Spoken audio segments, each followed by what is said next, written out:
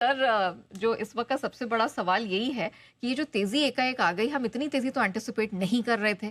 क्या कारण क्या है? नहीं, ऑनेस्टली मैं तो कर रहा था। इसमें अच्छा। डाउट नहीं। और ओके। सुबह सुबह हमने कहा भी कि चार हाँ। पांच कारण भी गिनाए कि हाँ। क्यों तेज़ी होनी चाहिए। और जी। इस तरह के मूड माहौल में जब लोगों को बहुत चिंता है, स्पेशली लंबे समय बाद थोड़ी लोकल चिंताएं भी लोगों को होने लगी, युद्ध से रिलेटेड ये वो, करेक्ट। तब भी हमने कहा कि जहाँ खुले वहीं खरीदने की भी राय दी थी, क्योंकि आज 30 पॉइंट ही ऊपर खुला था, हाँ, दैट्स न ट्रू। कि 100 पॉइंट ऊपर जैसा कि एक गिफ्ट निफ्टी दिखा रहा था। तो लंबे समय बाद तो ऐसा हुआ, जितना आप ऊपर दिखा रहे हो उतना खुल नहीं रहे। तो इसलिए हमने कहा यहाँ खरीदिए, नीचे आए तो और खरीदिए। करेक्ट। और हमारा फाइनल टारगेट 24,350 के आसपास का है, लगभग वहाँ पहुँच चुका है, बिल्कुल। पहुँच ही गया एक्चुअली। ये लग तो ट्रेडिंग रेंज के ऊपरी सिरे पर बाजार आ चुका है। तो मुझे आश्चर्य नहीं है। हाँ, मुझे थोड़ा सा आश्चर्य ये कह सकता हूँ कि बैंक निफ्टी ने जरूर मेरे उम्मीद से थोड़ा बेहतर प्रदर्शन किया है। 3 दिनों के अंडर परफॉर्मेंस के बाद बैंक निफ्टी 55,200 तक का मेरा अनुमान आज का था। 55,350 55,650 की फाइनल रेंज है, उसमें बैंक निफ्टी भी आ गया है। सो बैंक निफ्टी ने अच्छी रिकवरी की। तो मेरे लिए अगर रिकवरी पॉजिटिव होना सरप्राइज नहीं है, वो था ही। और सुबह भी इसलिए आपने जब पूछा, मैंने कहा नहीं, खरीदना ही है, इसमें कोई डाउट नहीं है। आपको खाली, चाहे वो खरीदने की बात रिलायंस की हो, निफ्टी की हो, कोई और स्टॉक की, आरबीएल की हो, हाँ। कि आपको खाली डायरेक्शन क्लियर है, लेवल क्लियर है, आपको एंट्री पॉइंट ही ढूंढना है। करेक्ट। और निफ्टी में तो हमारा बहुत क्लियर व्यू था कि बैंक निफ्टी में फिर भी हम थोड़ा इंतजार करेंगे, देखेंगे कैसे स्टेबल होता है, 3 दिन के अंडर परफॉर्मेंस भागता है नहीं भागता है। लेकिन निफ्टी तो बहुत क्लियर है। बिल्कुल। और अच्छी बात यह है कि बैंक निफ्टी से आपको फुल सपोर्ट भी आ गया। और देखिए, बैंक निफ्टी की इंपॉर्टेंस भी इसीलिए है, जब बैंक निफ्टी चलने शुरू होता है ना, जी और सर। आपको अगर एक बैंक निफ्टी और एक रिलायंस मिल गया, तो आपका काम हो जाता है। हाँ। तो बैंक निफ्टी के लिए सबसे बढ़िया चीज़ है। अब चूंकि एक ही दिन में आपने शुक्रवार के दिन 24,350 से 23,850 देखा, हाँ। 500 पॉइंट। हाँ। आधा आप कल रिकवर हो गए थे, आई मीन शुक्रवार को, शुक्रवार को। बाकी आज पूरा रिकवर हो गए। ठीक है। ये बाजार की ताकत है। गिरना बड़ी बात नहीं है। कोई भी बाजार हो, किसी भी देश का हो, किसी भी एसेट का हो, गिरना बहुत छोटी बात है। लेकिन गिरने के बाद आप रिकवर कितना जल्दी होते हैं, किस स्टाइल में होते हैं और किस तरीके से होते हैं, वो बड़ी चीज़ है। और इस रिकवरी की एक दो बड़ी खास बातें हैं। पहली चीज़, इसने रिकवरी में समय नहीं लगाया। हाँ। शुक्रवार को भी आप देखें तो गिरने में इसने ज़्यादा समय नहीं लगाया। दूसरा, आज की जो रिकवरी बनी है, फ्लैट खुल के पूरी स्क्रीन पे बनी है। एग्जैक्टली। सिर्फ 30 पॉइंट, एक आध बार टाइम के लिए तो हल्का शायद लाल निशान या फ्लैट भी हुआ था। अब पूरी रिकवरी, तो ये जो रिकवरी हुई है कल और आज की, वो क्वालिटी वाली है। और ये सबसे बड़ी चीज़ है। और जब इतनी बढ़िया और इतनी बड़ी तेजी और रिकवरी बने, तो उसके पीछे कारण जो होंगे नेहा, वो एक कारण नहीं हो सकता, एक से ज़्यादा ही होते हैं, राइट। तो क्या क्या कारण है जिसकी वजह से आज बाजार इतना मजबूत है, वो समझना जरूरी है। पहली चीज़ तो ये कि शुक्रवार को जिस तरह से पूरे दिन भर हम लाल निशान में रहे, mid cap small cap share तो 2-2 2.5% लहूलुहान थे, राइट। ऐसा लगा कि बैंड तो बजने वाली है। लेकिन इसके विपरीत आप देखिए, एफआईज और घरेलू फंड दोनों की खरीदारी के आंकड़ा है, जो आमतौर पर देखने को नहीं मिलता। और वो भी खराब दिन देखने को मिल जाए तो बात ही अलग है। दोनों साथ में। दोनों साथ में खरीदें, और वो भी एक खराब दिन। हाँ। अच्छे दिन फिर भी मान लो कि आज कोई बहुत बढ़िया खबर है, सब लो लो लो लो, तो वो तो समझ में आता, सबको लेना है। लेकिन खराब दिन दोनों ने लिया हो, इसका मतलब क्या है कि बड़े फंड भी इंतजार करें, जिस दिन खराब दिन मिले हम खरीदेंगे। पॉइंट है, करेक्ट। सो एक ये। दूसरी चीज क्या इंपॉर्टेंट है, ज्यादातर लोग शुक्रवार को बेच क्यों गए?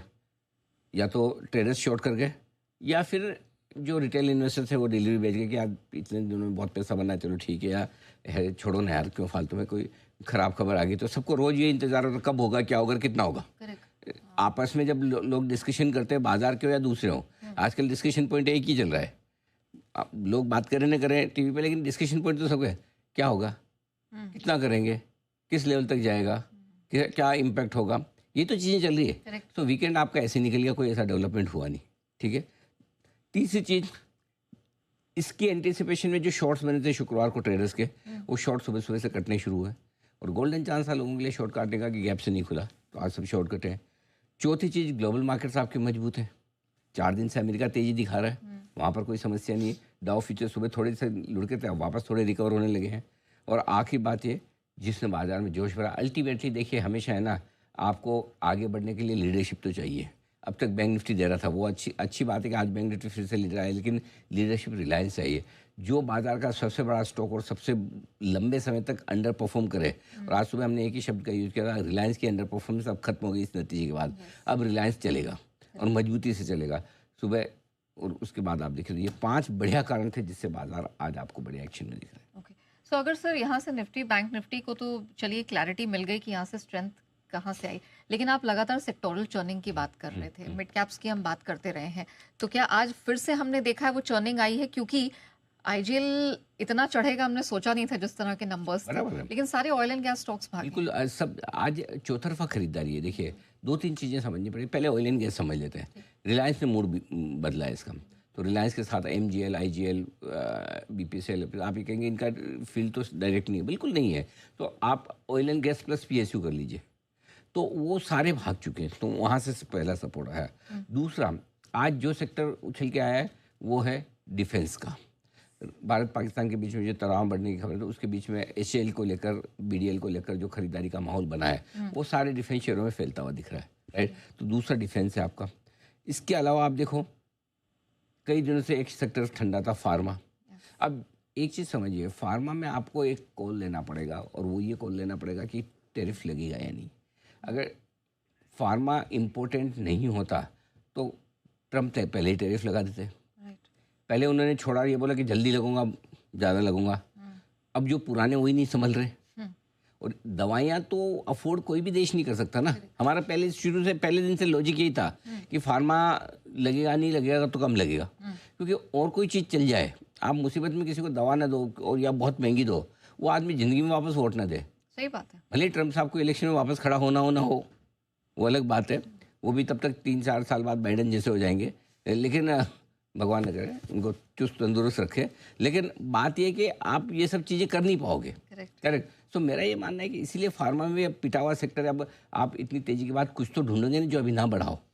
और अच्छा, इसके रिजल्ट भी नहीं आएगी कि डर हो। एफएमसीजी के रिजल्ट आ गए, आपको डर है। आईटी के मोटा मोटे रिजल्ट आ गए, बैंक में प्राइवेट्स के आगे, प्राइवेट बैंक्स के रिजल्ट आ गए, सीमेंट के आना शुरू हो गए हैं। तो अब आपके पास बचा क्या? जिस पर मारुति आ गया तो अब ऑटो में भी आपके पास ज़्यादा वो दम नहीं दे, तो चलो फार्मा ही लेते हैं, है ना। इसलिए फार्मा में सेक्टोरल चर्निंग आई है। अब बड़ा एक जो काम की लाइन है सबसे ज़्यादा, वो मैं आपके सामने, अगर आज 24,350 के ऊपर आप निफ्टी पर बंद होते हैं और 55,650 के ऊपर बैंक निफ्टी पर बंद होता है, तो ये मजबूती और बढ़ेगी। अब आप पूछेंगे क्यों बढ़ेगी? क्यों? ये इसलिए बढ़ेगी कि 3 अप्रैल के आसपास जो हमने लो बनाया था निफ्टी पर, सॉरी पिछले महीने जो लो बनाकर हम वापस भागे हैं, 3 अप्रैल ही, हाँ 3 अप्रैल ही, सॉरी। तो वहाँ से जो हाईएस्ट क्लोजिंग आपको मिली है वो मिली है आपकी 24,328 की, और हाईएस्ट जो इंट्राडे लेवल था वो शुक्रवार का 24,365। पिछले 3 सेशन में,